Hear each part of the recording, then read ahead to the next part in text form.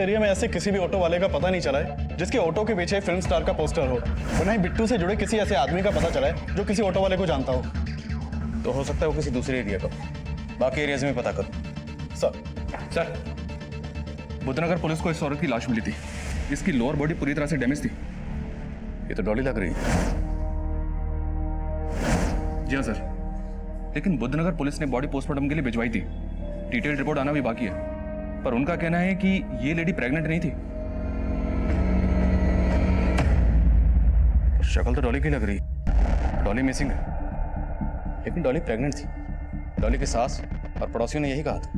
कहानी को समझ में नहीं आ रही है सर। डॉली के मायके से पता किया तो पता चला कि डॉली की अपनी सास से ही नहीं, अपने पति से भी नहीं बनती थी। डॉली का पति उसे डिवोर्स देने वाला था, फिर अचानक से उन दोनों के बीच पैचअप हो गया। सब बोल रहे हैं कि इसकी वजह डॉली का बच्चा था। कहीं ऐसा तो नहीं कि डॉली फेक प्रेगनेंसी का नाटक करके अपने हस्बैंड से ज्यादा एलिमनी चाहती थी, इसलिए उसके हस्बैंड ने पैचअप कर लिया। लेकिन बाद में जब उसे पता चला कि ये प्रेग्नेंट नहीं है तो उन लोगों ने डॉली को मार दिया।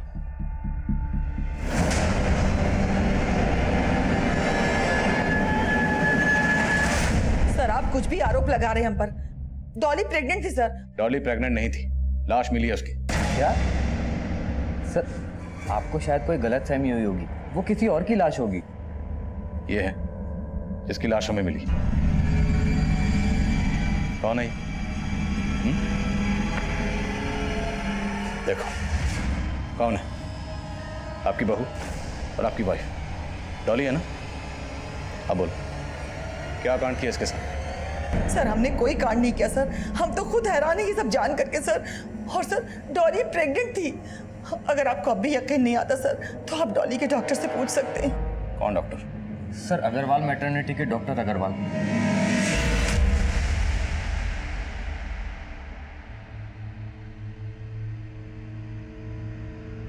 अरे रश्मि, पानी देना। अरे कब आए तू? बस अभी आया। रश्मि, पानी दो। अरे सो रही होगी अंदर। अरे ऐसे कैसे सो रही? आंखों से सो रही, कानों से तो सुन रही होगी। रश्मि! मैं लेके आती। नहीं, मैं जाता। रश्मि!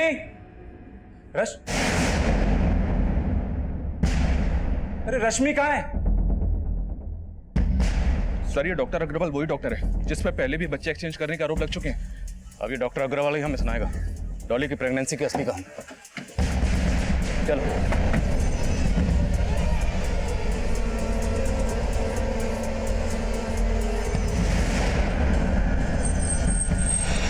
सर, डॉली प्रेग्नेंट थी और 2 महीने पहले उसका मिसकैरेज हो गया था।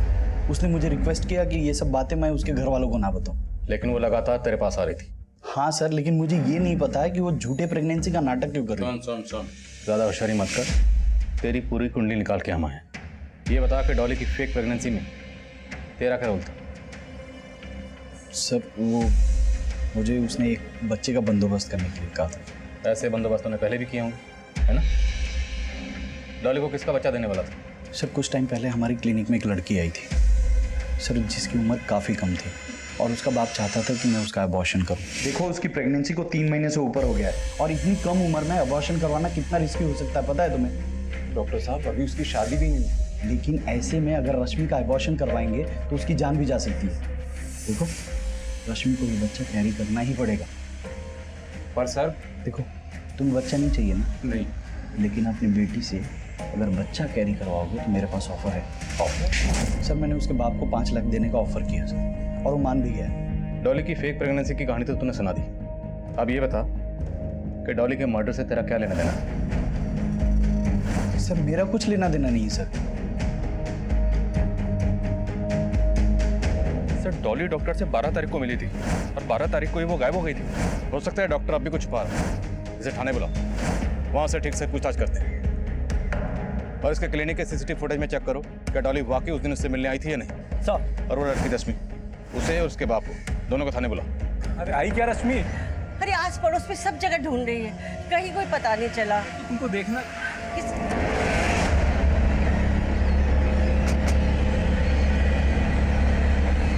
सज्जन जी। रश्मि कहाँ? सर, आप लोगों के आने से पहले हम उसी को ढूंढ रहे थे। वो पता नहीं अचानक कहाँ गायब हुई। खैर, रश्मि को तो हम ढूंढ लेंगे, तू बता, तो रश्मि को लेके डॉक्टर अग्रवाल के पास गया था ना? अब तू बोलेगा या मैं बोलूं?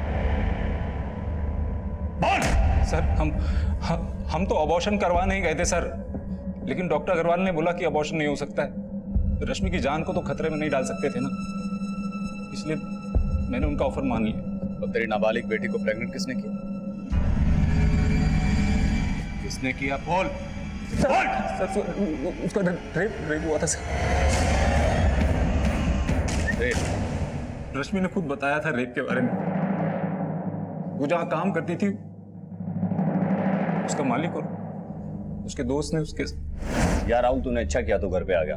जब श्वेता नहीं होती ना, दारू पीने का मजा ही अलग होता है। चीयर्स। और कुछ चाहिए आप लोगों को? ये क्या कर रहे हो आप? अरे क्या हो गया? सैलरी मैं देता हूँ तुमको, कुछ पैसे ही दे देगा। सर, रश्मि के मालिक और उसके दोस्त ने रश्मि का वीडियो बना लिया था। वो वीडियो कहीं दिखा देते तो हमारी बदनामी होती, इसीलिए मैं भोपाल से खंडवा आ गया। सोचा था कि यहाँ अबॉर्शन करवा देंगे, किसी को पता नहीं चलेगा, फिर वापस चले जाएंगे। लेकिन रश्मि पता नहीं कहाँ चली गई। इतना सब कुछ हुआ, लेकिन तूने एक बार भी जरूरी नहीं समझा कि पुलिस में कंप्लेंट लिखवा। क्यों? तुझे उस डॉक्टर की तरह रेपिस्ट ने भी ऑफर किया था ना पैसे, ताकि तेरा मुंह बंद रहे। जिन लोगों ने तेरी बेटी का रेप किया, उनकी डिटेल बता। रश्मि का रेप करने वाले मुजरिमों को हमने गिरफ्तार कर लिया। उनके बयान से यह साफ हो गया कि उनकी कंप्लेंट ना लिखवाने के लिए उन्होंने रश्मि के पिता को पैसे दिए थे। पैसे के लालच में रश्मि के पिता और डॉक्टर अग्रवाल ये रश्मि के सामूहिक शोषण के जिम्मेदार थे। और डॉली, वो किसके जुर्म का शिकार हुई थी, ये भी काफी होश उड़ाने वाला था। सर 12 तारीख को जिस दिन डॉली गायब हुई थी, उसने डॉक्टर अग्रवाल के क्लिनिक के पास से एक ऑटो पकड़ा था। सर ये उसकी सीसीटीवी फुटेज है।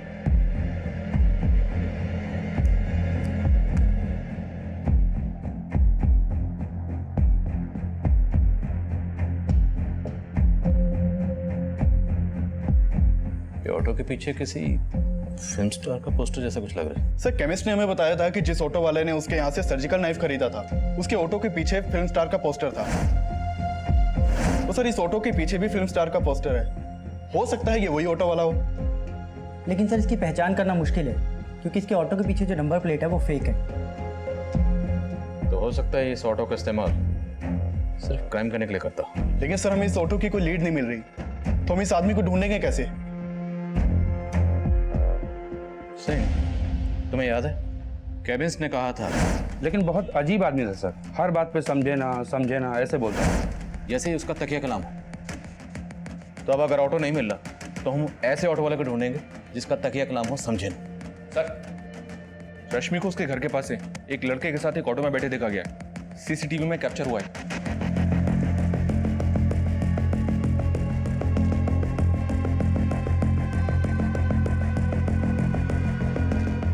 तो वही ऑटो है जो डॉक्टर अग्रवाल के क्लिनिक के बाहर। इसी ऑटो में आखिरी बार डॉली को देखा गया और वो गायब हो गई। अब इस ऑटो में रश्मि, और उसके बाद रश्मि गायब। रश्मि के साथ ये लड़का कौन है?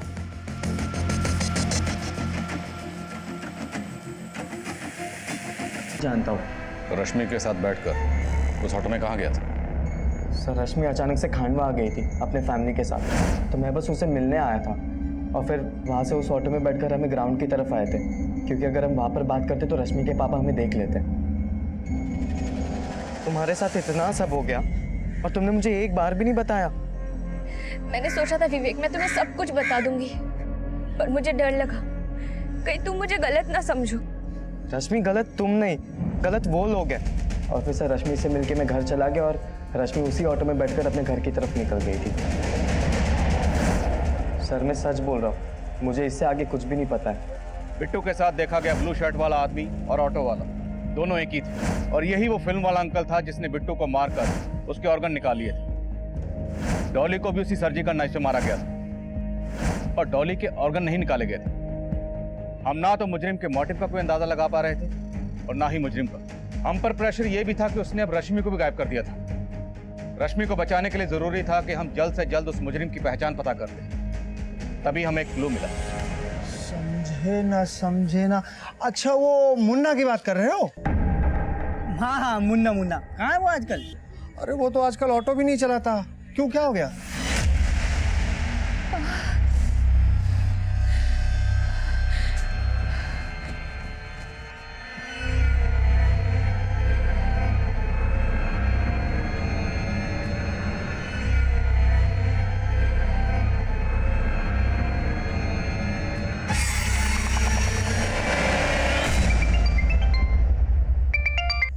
हेलो सर कुछ महीने पहले तक यहाँ खांडवा में एक आदमी ऑटो चलाता था सर, जो बिल्कुल इसी तरह समझे ना करके बात करता था सर। उसके ऑटो के पीछे भी फिल्म स्टार का पोस्टर लगा हुआ था।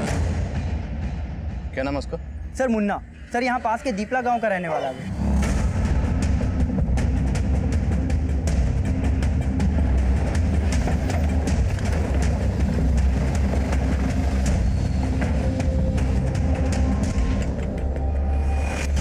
सुनिए, ये मुन्ना यहीं रहता है? यहीं पे रहता है, लेकिन अपने माँ बाप की मौत के बाद आजकल कम ही आता है। आजकल कहाँ रहता है, कुछ पता?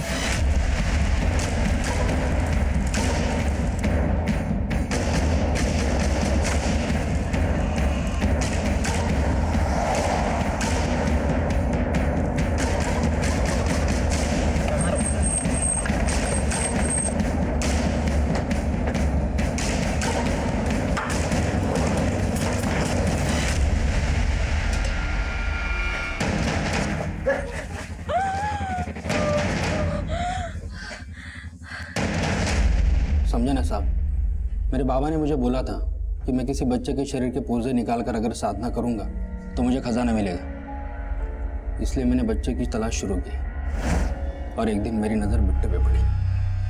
मुझे पता चल गया कि चॉकलेट बिट्टू की कमज़ोरी है और इसी का फ़ायदा उठा के मैंने उससे दोस्ती की शुरुआत की। और जब हमारी दोस्ती अच्छी हो गई तो मैं उसे अपने साथ घर लेके गया।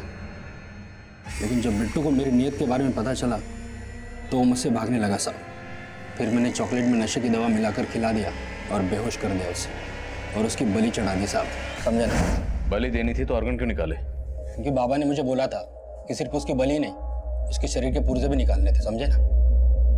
इसीलिए मैंने सर्जिकल नाइफ खरीदा।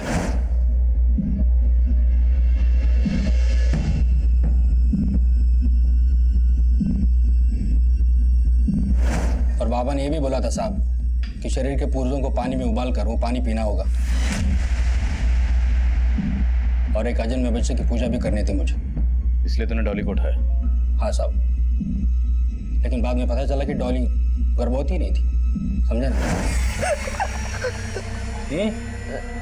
क्या है? उसने बोला कि वो किसी से बच्चा लेने वाली थी। समझे ना साहब? मैंने डॉली को मार के फेंक दिया।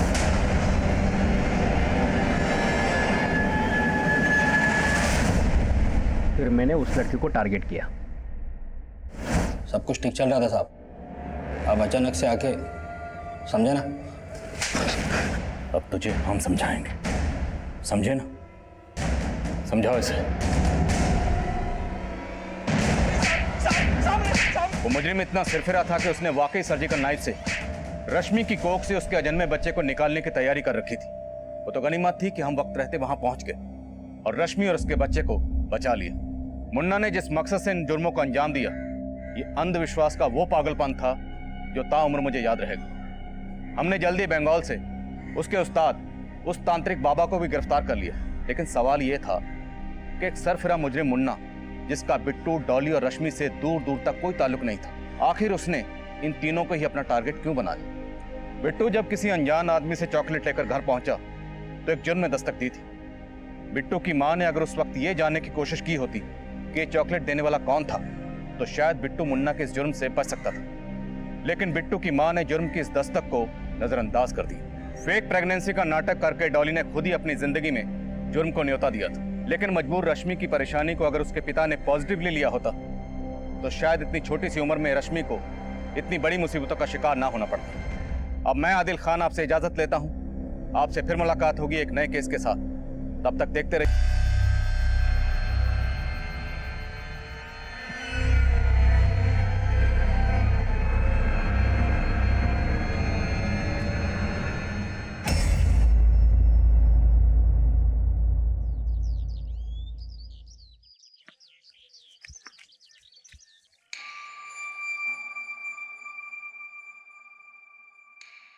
अंकल, आपकी बाइक से पेट्रोल लीक हो रहा है।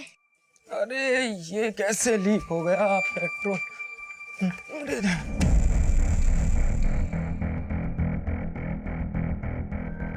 अरे बिट्टू ये पेट्रोल, अरे बिट्टू चॉकलेट नहीं, अरे चॉकलेट बिट्टू रोक। बिट्टू नहीं रुकेगा अंकल, इस चॉकलेट का पैसा पापा के अकाउंट में लिख देना।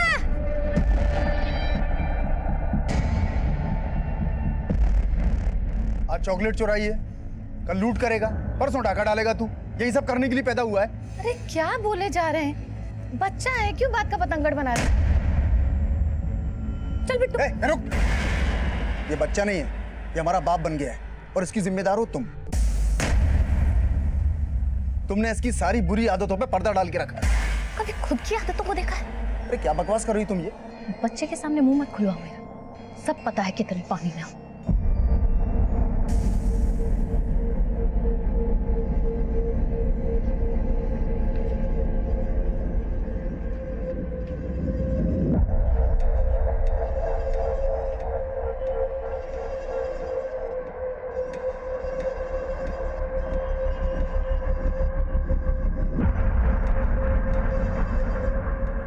चाहिए आपको?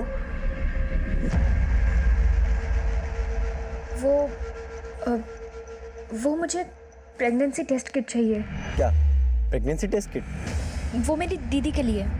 ओके ठीक है, मैं लाता हूँ।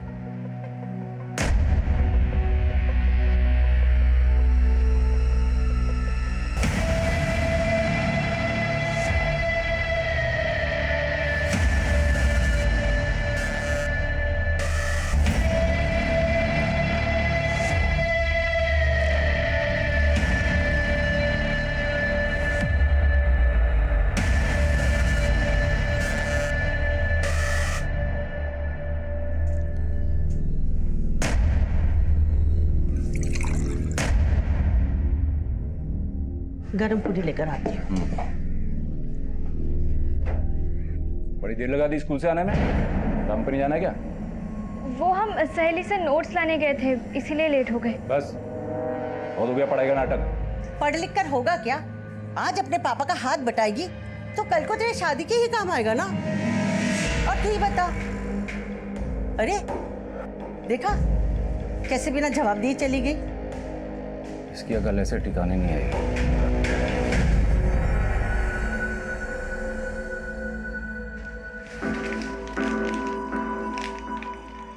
अगर 2 लाइन गाढ़ी हो जाए तो प्रेगनेंसी पॉजिटिव है।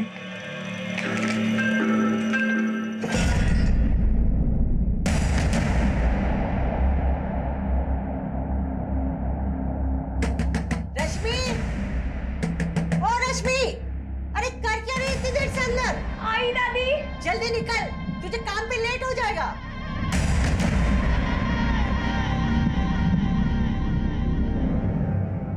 बिट्टू, बिट्टू। वर्मा जी, बिट्टू को देखा क्या? नहीं मैडम जी, बिट्टू तो आज ही आने ही है। कहाँ चला गया ये लड़का? बिट्टू, बिट्टू।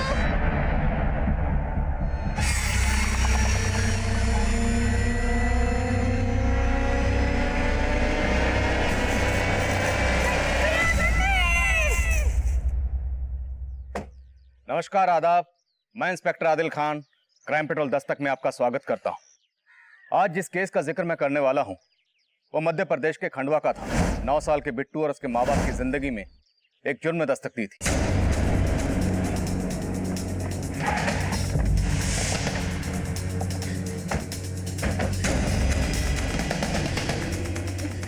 इंस्पेक्टर साहब, मेरा बेटा बिट्टू, मैंने उसको ढूंढने की बहुत कोशिश की, कहीं दिखाई नहीं दे रहा। अब घबराइए मत, आराम से बताइए। वो दोपहर में अपने दोस्तों के साथ खेलने के लिए घर से बाहर निकला था। उसके बाद से मैंने उसको हर जगह ढूंढ लिया, वो कहीं दिखाई नहीं दे रहा है। किसके साथ खेल रहा था? अंकल, हम और बिट्टू क्रिकेट खेल रहे थे दोपहर में।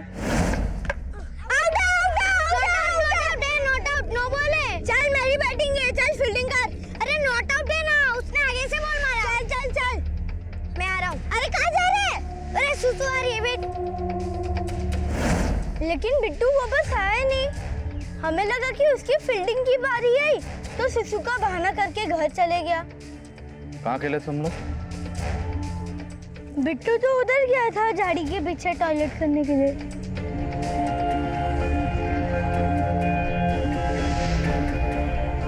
आसपास लोगों से पता करो, शायद किसी ने कुछ देखा हो।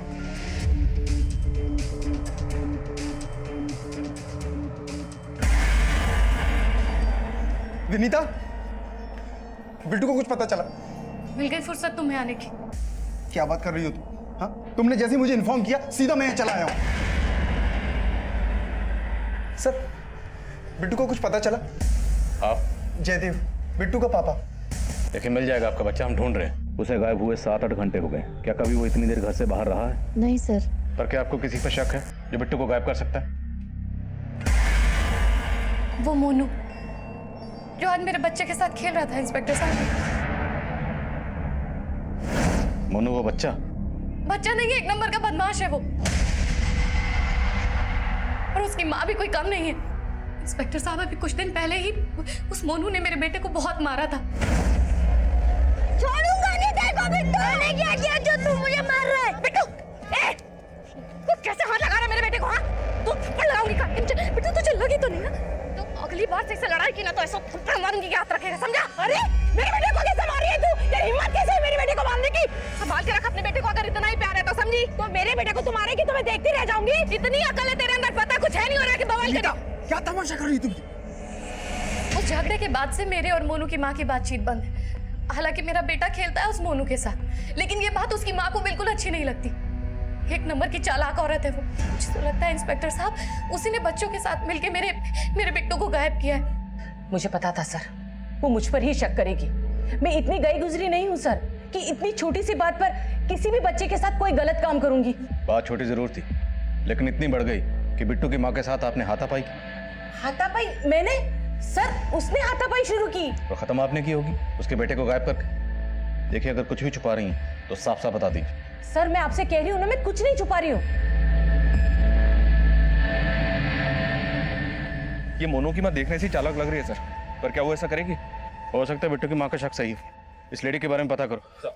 सर इन्होंने बिट्टू को ग्राउंड के पीछे वाले रास्ते में किसी आदमी के साथ जाते हुए देखा था। कौन आदमी? साहब वो आदमी कौन था ये तो नहीं मालूम, पर शायद बिट्टू उसको जानता था, क्योंकि मैंने खुद उसको उसके साथ जाते हुए देखा। दिखता कैसा था वो आदमी? उसका हुलिया याद है? साहब इतना तो मैंने ध्यान नहीं दिया, पर हाँ वो ब्लू कलर की शर्ट पहने हुए था।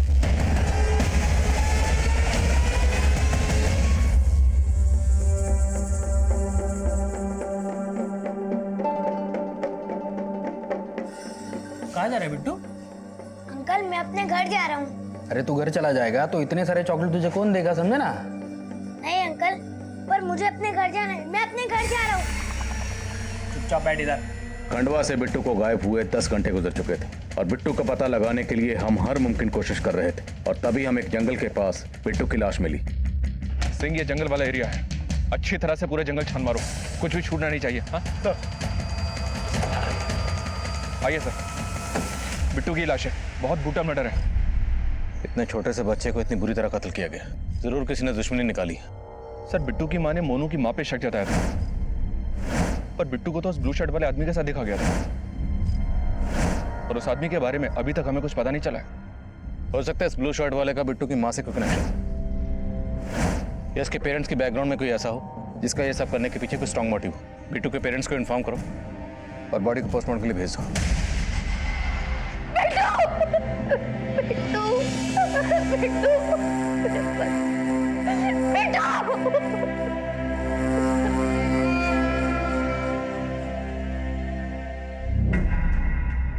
जीजा जी आई।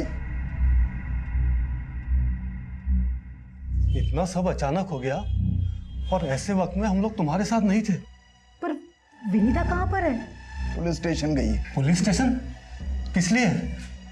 शायद पुलिस को उससे कुछ बात करनी थी। अरे पर पुलिस उसको मिलना क्यों चाहती है और तू उसके साथ गया नहीं? दीदी अब विनीता को मेरे साथ खड़े होने में प्रॉब्लम है। उसे लगता है कि मैंने कभी बिट्टू के लिए कभी कुछ किया ही नहीं। सुन, तू ये सब बातों को हल्के में मत ले। कहीं ऐसा ना हो जाए कि उसकी वजह से पुलिस तुझे परेशान करना शुरू कर दे। बिट्टू के फादर जयदेव के बारे में कुछ पता चला सर। जयदेव कॉस्मेटिक ट्रेनिंग का बिजनेस करता है और बिजनेस टूर पे कई दिन बाहर भी रहता है। जयदेव को जानने वाले लोगों ने बताया कि काफी रंगीन मिजाज का आदमी है ये। जयदेव का अफेयर है किसी से? अफेयर है या नहीं ये अभी क्लियर नहीं है, पर जयदेव के कॉल रिकॉर्ड्स में कई सारी फीमेल क्लाइंट्स के नंबर है। और तो और सर, जब आस पड़ोस में इंक्वायरी की तो पता चला कि जयदेव की पत्नी भी उस पर शक करती है और मोनू की मदर विडो है। और जयदेव की पत्नी को लगता है कि उन दोनों के बीच कुछ है।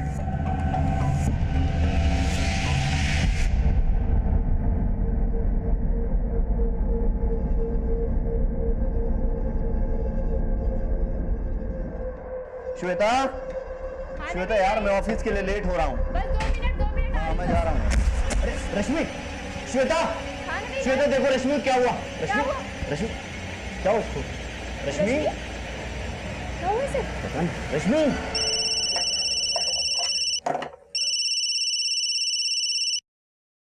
हेलो।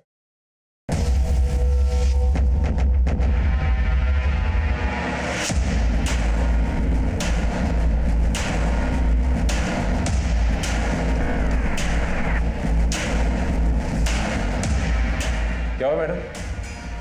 कैसी है रश्मि? वो प्रेग्नेंट है। क्या? तुम्हारी बेटी पूरे 3 महीने से प्रेग्नेंट है, तुम्हें पता ही नहीं?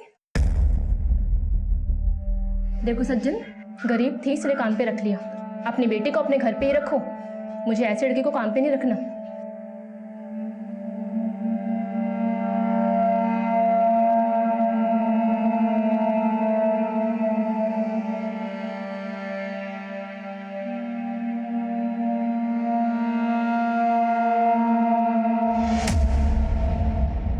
विनीता जी, दोषी कोई भी हो, इंसाफ होगा। लेकिन इतना पक्का है कि बिट्टू किसी ब्लू शर्ट वाले आदमी के साथ गया, और ये जो भी था बिट्टू उसे अच्छी तरह से जानता था, क्योंकि बिट्टू अपनी मर्जी से उसके साथ गया। अब ये आदमी कौन हो सकता है? सोच के बताइए, कभी कोई ऐसा हादसा हुआ हो आपके साथ, आपके पति के साथ, किसी रिश्तेदार के साथ या बिट्टू के साथ? इंस्पेक्टर साहब, कोई हादसा जैसा तो कुछ हुआ नहीं, लेकिन अभी कुछ ही दिन पहले बिट्टू जब घर आया था उसके हाथ में बहुत सारी चॉकलेट्स थी। बिट्टू, बिट्टू कहाँ गया था? और इतनी सारी चॉकलेट कहाँ से लाया? अरे मम्मी, वो अंकल ने दिए। कौन से अंकल? अरे वो पापा के दोस्त थे ना, उन्होंने दिए। तो बिट्टू अपने पापा के किस दोस्त की बात कर रहा था? मैंने उससे पूछा, लेकिन बिट्टू ने मुझे कुछ बताया नहीं। बाद में मैंने इसके बारे में जैसे भी पूछा, लेकिन उनको भी कुछ आइडिया नहीं था। देखिए विनीता जी, हालांकि आपने हमें इस बारे में खुद कुछ नहीं कहा, लेकिन फिर भी हमें पता चला है कि आपको शक है कि मोनू की माँ और आपके पति के बीच कुछ। आपने बिल्कुल ठीक सुना है, मुझे मेरे पति के बारे में शक है। स्कॉन्ड का ढिंढोरा पीटने के लिए तुझे मैडम का घर मिला? हाँ, मुझे मैडम का घर मिला था। क्या हुआ? क्यों मारा थे उसको? अरे माँ, कहीं का नहीं छोड़ा इस लड़की ने, हमें मुंह दिखाने के लायक नहीं छोड़ा। 3 महीने से पेट से। रश्मि, ये सब क्या है रश्मि? बोल रश्मि, किसका पाप है ये? अरे मेरी तरफ क्यों देख रही है? हाँ, मेरी तरफ क्या देख रही है? तुझे पता ना तेरी माँ क्यों मरी थी? हाँ? बोल, विवेक का पापा नहीं? विवेक के साथ मुंह काला कर रहा है तूने। मैं छोड़ूंगा नहीं उसको, जान से मार दूंगा। उसने कुछ नहीं किया, इसको कुछ मत कहना। तो फिर कौन है? किसका पाप अपने पेट में लेके घूम रही है तू? बता रश्मि, बता। अरे बोल क्यों नहीं रही है? किसका पाप है ये?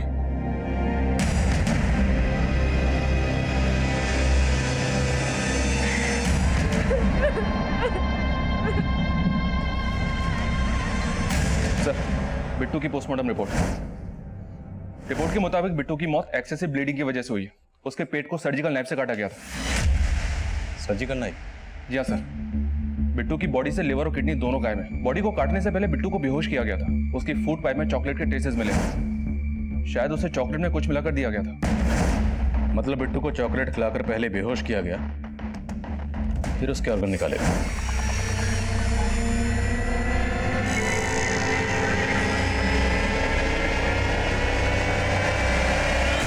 देखने से तो ऐसा लग रहा है सर, ये मामला ऑर्गन स्मगलिंग रैकेट से जुड़ा है। लेकिन कुमार, इससे पहले अपने एरिया में ऐसा कोई केस नहीं हुआ। भले ही पेट काटने के लिए सर्जिकल नाइफ का इस्तेमाल किया गया, लेकिन जिस तरह से पेट काटा गया वो काफी अटपटा है। पोस्टमार्टम डॉक्टर का भी कहना है कि जिसने पेट काटा हो सकता है मेडिकल फील्ड से ना हो, लेकिन सर ऑर्गन तो निकाले गए हैं। तो हो सकता है जानबूझ के सर्जिकल नाइफ से पेट काटा गया ताकि हमारी तहकीकात को भटकाया जा सके। खंडवा में जितनी मेडिकल शॉप हैं सब जगह पता करो पिछले दिनों किस किस को सर्जिकल नाइफ बेचे गए। Okay sir.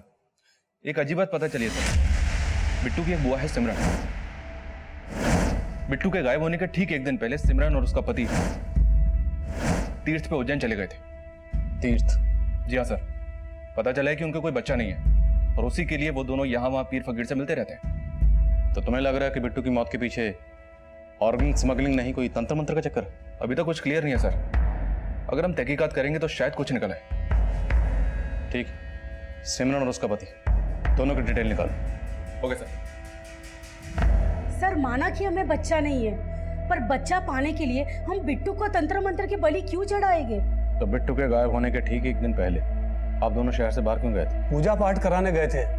तंत्र मंत्र तो हम मानते ही नहीं है। आप बेकार में हम पे शक जता के अपना और हमारा समय खराब कर रहे हैं।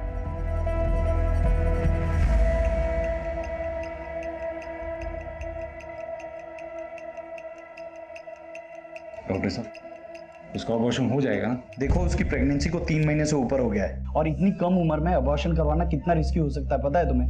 लेकिन डॉक्टर साहब अभी उसकी शादी भी नहीं हुई। लेकिन ऐसे में अगर रश्मि का अबॉर्शन करवाएंगे तो उसकी जान भी जा सकती है। देखो रश्मि को ये बच्चा कैरी करना ही पड़ेगा।